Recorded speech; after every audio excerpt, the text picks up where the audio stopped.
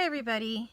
I thought I'd make a bedside chat and just chat about a few things that have been on my mind and a few happenings. So I was doing a video the other day at the bus stop and it kind of cut off at a weird spot, so I didn't use that video. But that day that was yesterday, I had been cleaning all day and doing yard work because we're getting ready for a crawfish boil.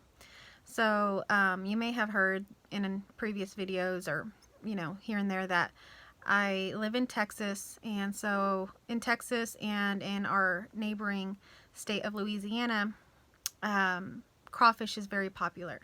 If you don't know what crawfish are, they're kind of like, they look like little red lobsters. Are red and about that big. And what you do is boil them with some seasonings, and they have real good taste, and you peel them and eat the tail, the meat in the tail. And it's more of a social event here. Everybody gathers together and it's usually a party. So that's what we're doing this weekend, is we're having a crawfish boil party, and we have to get everything ready because it's an outdoor party, so the outside and the inside of the house. So I've been pretty busy. So I was kind of tired yesterday, and I think I cut the video off kind of at a weird spot, and I didn't get to finish everything that I wanted to say in that video. So what I was talking about in that video, because I had been cleaning, getting ready for that party, is about friendships and relationships and how they continue. Just what has happened maybe in my experience. I can't speak for everyone, but I will share what's happened here. And so after I had this, seeing that was almost a year ago, I kind of lost the desire to see anybody, like friends or family or anything like that, and that probably lasted about a couple weeks. And that was just because it was just trying to process everything. And that's one of the reasons I make these videos. I mean, I realize that there is no one to teach or anything like that, but these videos, if it's resonating with you, if it's coming across to you, it's what's happening for you. So they're just out here, just like anything else that anybody creates. This is what I create. So, and I do it in a way because to give some context to people if they are having something similar happen.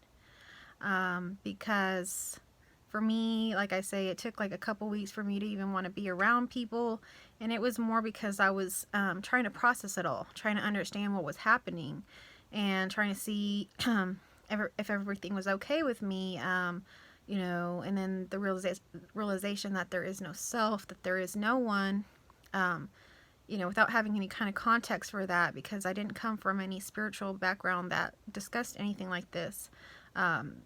It took me a while to really understand everything, and I felt great, but I couldn't relate like how I was still going to relate to other people.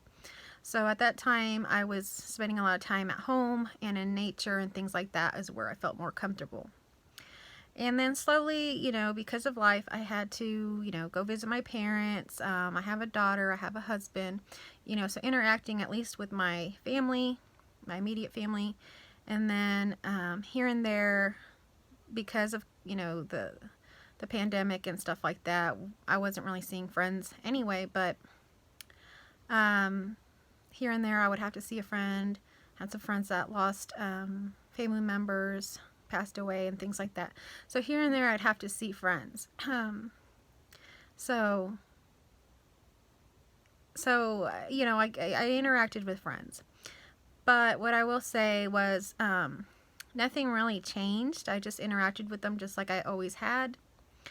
In some senses, sometimes the relationships were feeling more alive or feeling a little bit more full of love. But in general, everything continued just like usual. I wouldn't say it was like a big shift with friendships and relationships. I seem to be more understanding and more accepting and forgiving. It doesn't seem to me that there is any desire to control a friendship or where a relationship or discussion or argument goes. There's no need to control that from my end. So there isn't too much of that going on. And when it does, it just happens and it doesn't really stick. So, but with my parents, let's start with them. This was not something that I discussed with them. They knew something had probably happened. My twin flame had passed away, and when that happened, and when I found that out, I was actually staying with them on a vacation. So, they could already tell that I was upset. So that was revealed to them. At some point, I did talk to my mom about the whole thing, and I explained everything with my twin flame. I explained my heart's awakenings that I had, and my mom had shared in response to what I was sharing with her, a near-death experience that she had. So she didn't really understand exactly what I was talking about, but she kind of related it to a near-death experience. So somehow, we kind of connected with that. But that's as far as it went. I don't have any desire to talk to her about it any further, or this isn't a message to try to convert anybody or change their beliefs. It's completely seen that whatever is happening with her or anybody else is completely okay and accepted, and how it's happening.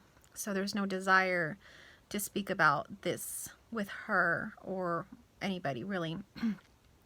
With my father, I didn't really talk to him a whole lot about this. He's firm in his beliefs and things like that. So unless he asked me, some specific question about this, or read my book, or maybe noticed something different about me and had a question about it or something like that, maybe I would share some things with him, but it doesn't seem to be something that is necessary for me to share, or I don't have any desire to share that, because doesn't seem to be any reason to. There's really no reason for anything, so there's really no reason for this either. So for me making these videos and talking, it's nice too, because I get to talk just openly like this to the camera, but I know there's probably someone on the other end. I know there's really no one, but it feels that way, right? Just like any relationship or expression that is happening, like the expression of me being a daughter to my mother and what that feels like, and that sort of expression. This is a different sort of expression, and it also has its specialness to it. Okay, so other relationships, for example, let's move on. My mom, my dad, my husband, I shared with him about my twin flame. I shared with him about my telepathic communication with my twin flame. And my husband shared about a telepathic communication he has with his father that passed away when he was a child. So we kind of related and bonded over that, which was something that we had never discussed and he had never shared with me until I shared about my twin flame. So that was kind of a bonding experience for us. After that, I shared about my heart's awakening and things like that. But again, like the idea of taking the next step to there is no one here, there's no one there, that is not something that he can really grasp. It's not because he's not intelligent, it's just because it's not, it kind of just goes right through him. Like, I could literally tell him about that, and he doesn't really, it doesn't mean anything. There's no significance there to him about that. It's not something that makes any kind of sense for him to want to explore it further. So he is a Christian, and he is strong in his beliefs. And this message is not a belief. So there is no need to want to share this with him in that kind of way for him to get this. So if he's not asking me about it or wanting to do anything about it, I have no desire to go there with him. But it has been nice to open up with him about that twin flame journey and what has happened and some of the things that he could relate with. So like with my mother, I was able to learn about her near-death experience that I had never known about. And with my husband, I got to learn about his telepathic communication that he had never told me about, that he has with his father. So these are things and phenomena that people keep kind of hidden, I think. And they don't really share it, I think, in the fear that people will think that they're crazy or strange, or that they're not Christians or whatever their belief is any longer. So I was able to learn those things from them. Now, my father and some other people that I know are kind of, if you were to even share this story, even the Heart's Awakening, or even like my mom's near-death experience, they kind of dismiss it immediately. So it doesn't, that conversation never really gets anywhere. There's people that, what's happening with them is that they just shut that out. It's not in their path or whatever in their expression that they're going to be expressing here. So it doesn't really stick with them or anything. If anything, they don't even hear it, basically. So now with my daughter, I don't share this at all.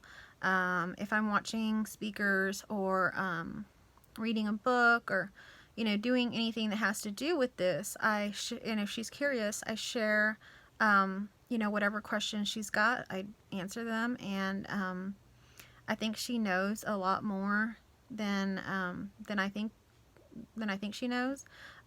She picks up on a lot of things. So I think even the things I've said and done and watched around her, she's very intuitive. So that's with her, and it'll be seen what unfolds there. But let's see. And then friendships. My friendships have continued pretty much the same. Some of the more newer friendships that I had within the last 3 years, those kind of fell away because they weren't very deep friendships, and they were based sometimes more on, they were like coworker friends, relationships at work, friends that I had bonded over maybe some kind of issue, like we both experienced anxiety or something like that, where we bonded over something like that. Those friendships fell away, meaning I don't have those friendships anymore. I don't have a desire to see them or talk. I know it sounds cold, but it's just, there's just no desire there to continue a conversation with someone about something that I just don't connect with any longer, such as like anxiety or not liking a situation or anything like that, because whatever situation arises is what's happening, and I don't have any desire to resist or want to change that any longer. So to have a friendship that kind of relies on talking about those things just doesn't, there's nothing to sustain it. Okay, so and with my friends, I don't talk to them about this. I don't feel the need to. Like I say, this is not a belief or anything that I think anybody needs to know. If they were to notice some kind of change or ask me some question directly, like with every other relationship, I would certainly answer it and talk to them about it. But this is not something that I talk to anybody about, and I also think that it could be, I didn't get into wanting to share this. I've heard other people do, but I think if I was to do that, it probably wouldn't be the best thing. I think it would be difficult to share such a thing. And sharing it on YouTube is a way that I can share it with those that want to hear it, that resonate with it. And then if family or friends come across it, then they can watch it and decide on their own, or if they have questions, ask me about it. But yeah, this shift has not really been something that that is shared and affected too much by friends or family.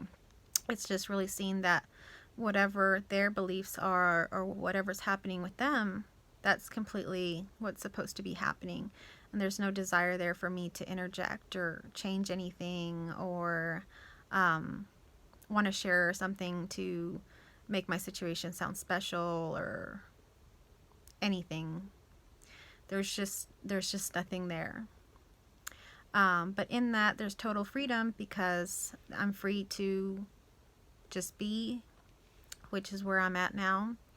And my friends and family are free to be exactly who they want to be, what they want to believe, just unconditionally.